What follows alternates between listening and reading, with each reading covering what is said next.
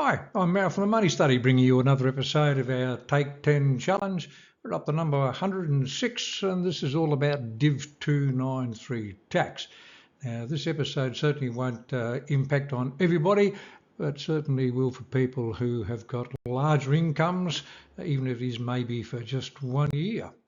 There is my disclaimer. It's all about facts, it's about figures, it's about information only. It's not advice in today's video.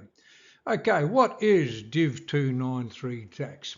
Div, short for division. Division 293 tax is just an extra tax on super contributions. So if you've got an income of over $250,000, including all of your super contributions on top of your income, so income plus concessional contribution adds up to more than 250, then yep, your super contributions are effectively you are getting extra tax. So your Div 293 tax is charged at 15% of the excess over the threshold, or the taxable super contribution, which is ever less. Now I'll give you an example of this in a few slides' time to make it a little bit clearer.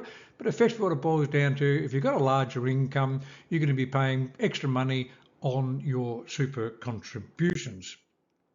Now, if you are liable would have to pay this, then effectively you'll get a notice from the ATO to say that you've got this thing. And when you do, you come to do your tax return. If you're doing that through your MyTax on MyGov and so forth, then it'll appear. You'll get a notification through your MyGov inbox. But if you want that notice to go to your accountant instead, so perhaps you've got a tax agent and you don't want to be hassled by all these things, then just update your communication preference so that information goes to them instead. So here's an example how it works. And I've just taken this example straight from the ATO website. So they're suggesting here that Jan's income for Div 293 purposes is $240,000.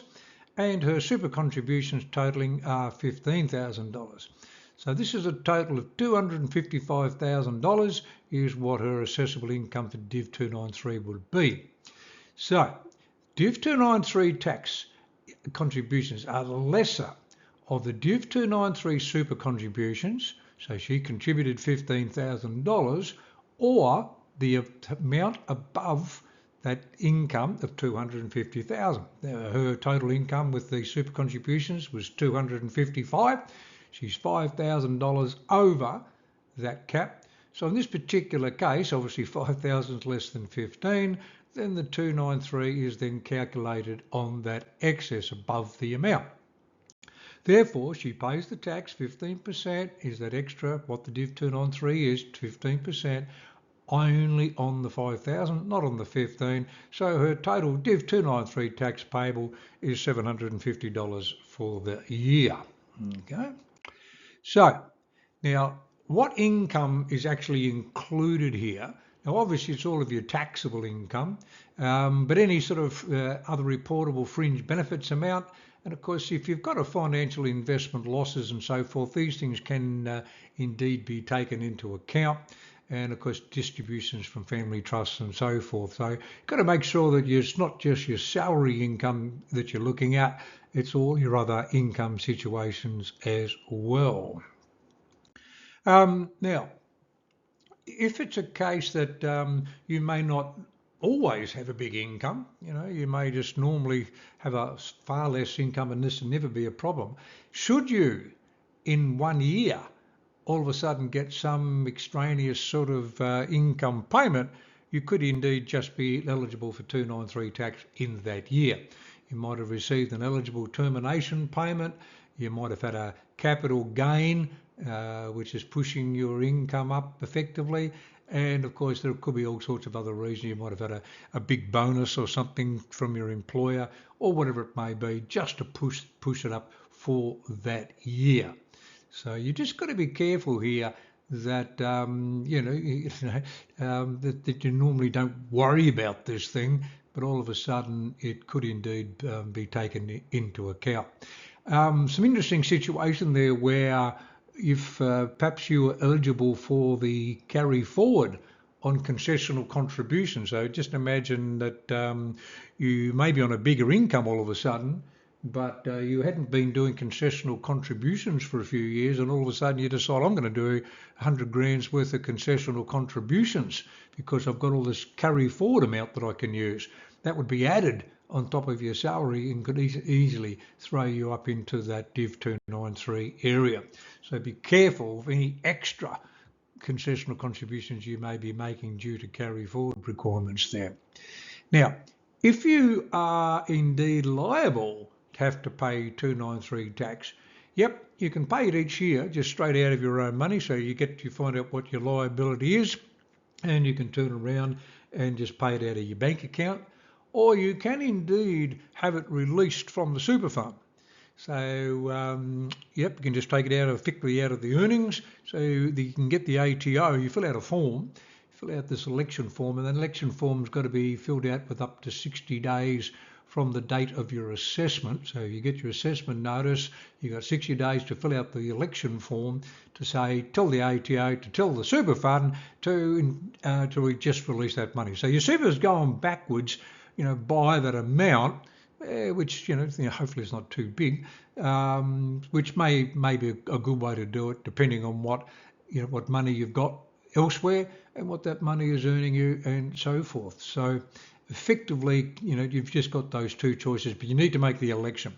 Now, of course, if you remember a defined benefit super account like a PSS or a CSS, well, then it makes it very difficult because you can't basically release the money from the super fund. It's a defined benefit, so you don't have access to all your contributions. So you can either just pay it with your own money, or you can, in this particular case, with a defined benefit, you can get them to defer the tax liability. I mean, you don't pay it in the year, the tax just gets built up and built up over time, and when you finally do retire or whatever, access your CSS or PSS, at that stage, you could then, indeed, they will just subtract it from your tax bill, from your super balance. So the tax bill is subtracted from your super balance there. So the ATO just effectively establishes a debt account for your Div 293 tax. If you've got more than one defined benefit account, they'll create a separate one for each account that you've got. And it just keeps on, they just obviously add up. And eventually when you take those benefits, you've got to pay the money back. Now, any deferred amounts that aren't paid by the 30th of June, so if you have deferred them, then they are deferring. Yep, it's not just the fact they'll add up, because they will also attract an end of year interest. So this interest is going to build on top of each contribution every year. So you can see there by voluntarily paying out your Div 293 tax each year, you're going to avoid paying that end of year interest.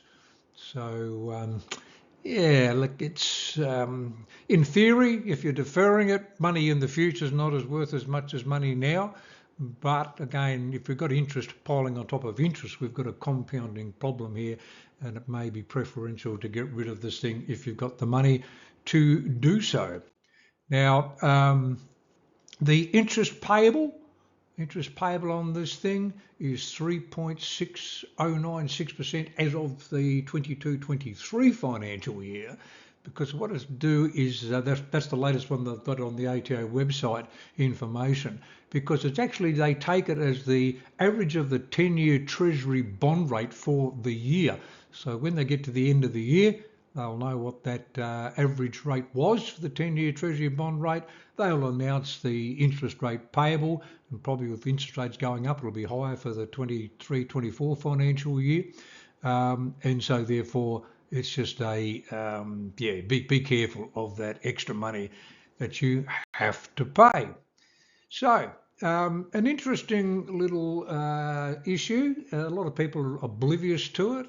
Have a look on some super statements. Well, actually, especially on the PSS, CSS, they give you your Div 293 debt on about page 6.